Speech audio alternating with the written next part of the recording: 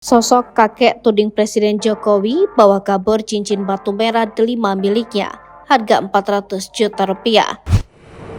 Baru-baru ini viral di media sosial seorang kakek-kakek menuding Presiden Jokowi membawa kabur barang berharga miliknya. Barang tersebut merupakan batu cincin merah delima. Tak tanggung-tanggung, harga batu cincin milik kakek itu mencapai 400 juta rupiah. Kejadian itu bermula saat keduanya sama-sama menghadiri sebuah seminar. Lantas, siapa sosok kakek tua tersebut? Jokowi disebut mengambil cincin batu merah delima milik pria Parubaya. Sebuah video pengakuan pria yang menyebut Jokowi mengambil cincin batu merah delima miliknya viral di media sosial. Pria yang tampak sudah tua dengan rambut dan jenggot yang sudah memutih memberikan kesaksian bahwa cincin batu merah delima miliknya dicuri Presiden Jokowi. Ia mengatakan bahwa cincin itu bernilai 400 juta rupiah. Ia turut mengungkapkan kronologi cincin batu merah delima miliknya diambil Jokowi. Ketika itu katanya Jokowi masih berstatus sebagai kepala daerah bukan sebagai presiden. Mereka bertemu dalam sebuah seminar di Menteng, Jakarta.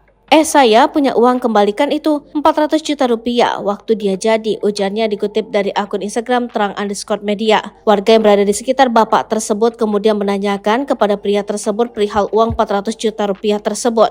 Uang apa itu pak? Tanya warga yang berada di dekat pria tersebut. Uang permata batu merah delima, 400 juta merah delima, ujar pria tersebut. Karena penasaran, salah seorang pria kemudian menanyakan soal cincin tersebut. Ceritanya kita lagi duduk-duduk di Menteng, ada seminar. Dia juga ada di situ.